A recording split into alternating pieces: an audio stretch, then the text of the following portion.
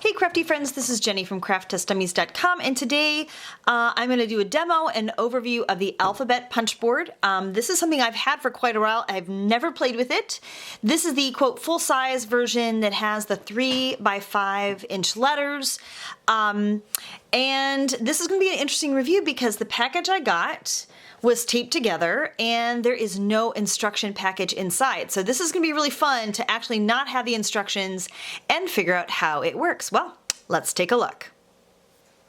So here we go with just a few things to begin with. I notice that there is a hinge on the side that connects with magnets.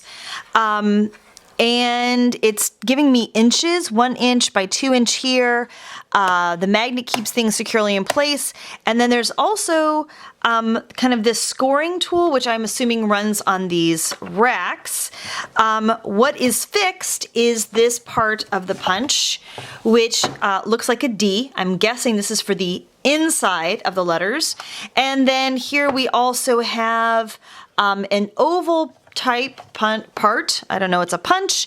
And it looks like it creates some different kinds of curves and little peaks here. So the first thing I have to do, because I don't have the instruction packet, is I have to actually go on my phone and I have to find the app, which says, they say there is one. So let's go to the app. Okay, so here I am at the app and it says get instructions. So yes, please, I would love some. And it looks like it gives you a 3 by 5. And then here are all of the alphabet options, and there's W option 1 and 2, M has 1 and 2, and here are the numbers. So let's start off with an N, since I'm going to be doing my AFS daughter's name today. And we're going to get N and done. And it still says get instructions. So I'm guessing that I have to start off with a 3 by 5 piece of paper, although it doesn't really tell me that on the app. Oh, here it is. So get instructions. So it looks like I cut my paper down first to 3 by 5 and then trim off an inch. Is that what I do? All right, we're gonna see how this works.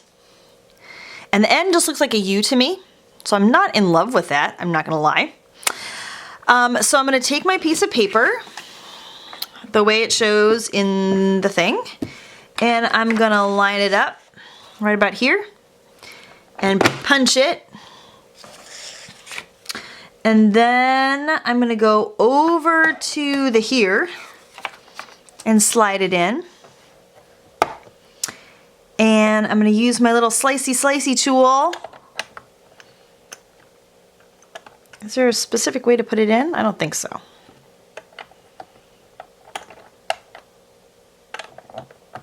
Just in the slot maybe? And I don't know, this does rotate. I want this to go this way, and there's a little track here, so I'm guessing this goes kind of in like that. There we go. And then I'm gonna flip it around and line it up so it goes in the track. It's kind of hard to see without getting like underneath it. Okay, so what I was not understanding when I was trying to use this is that the little blade fits into the track the same way on all 3 tracks.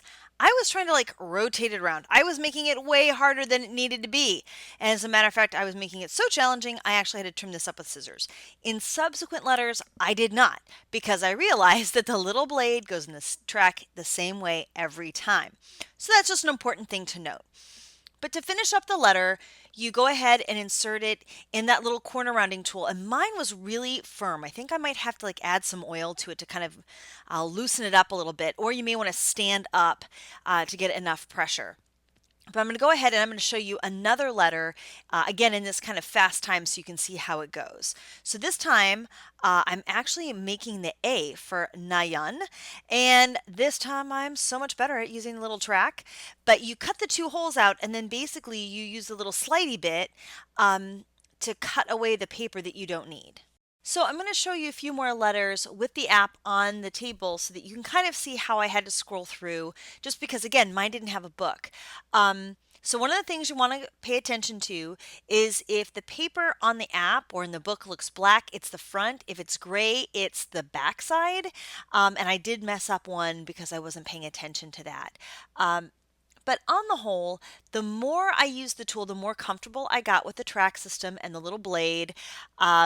I felt kind of foolish because I really was struggling so much the first few cuts.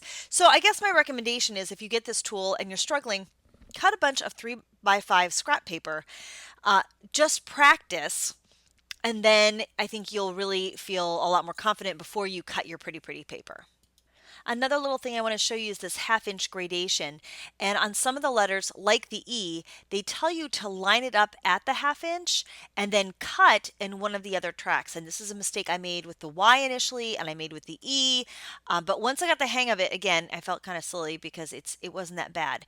But you want to line up the edge at the half-inch mark and then go ahead and trim it to create those kind of the middle part of the E goes in a little bit. So just be aware that sometimes you have to pay attention to which line you are lining up on. Now I'm going to be honest, I did not test this with a bunch of different papers, which is what I normally do with a punch, but I think we know by now that most We Are Memory Keepers punches need to be used with thinner paper, text weight paper, thin glitter cardstock. I wouldn't really go above 110-pound weight. It's just going to be challenging. Now I did use this glitter paper and it did a really nice job. I actually did the number 1 and an 8 for the banner. But just remember, you can't expect these punches to go through heavy objects. It's not meant for that. But for what you're going to use it for, which is mostly bulletin boards, banners, cards, things like that, it's going to cut your text weight paper and your lightweight cardstock. So it's great for that. So I've seen this listed from between $20.99 and $30.99 on sale. I think if you're going to use it a lot for parties and school projects or camps, I think this would be a great tool, especially if you can get it for 20 bucks using your coupon. So I think I'm going to hang on to mine and use it for some more festive occasions. Thank you so much for watching. I hope you found this video helpful and or informative. And if you did, please give it a thumbs up. Check the end card for other related videos you might enjoy, and feel free to leave me a comment with any questions you have. Thanks for watching and have a crafty day.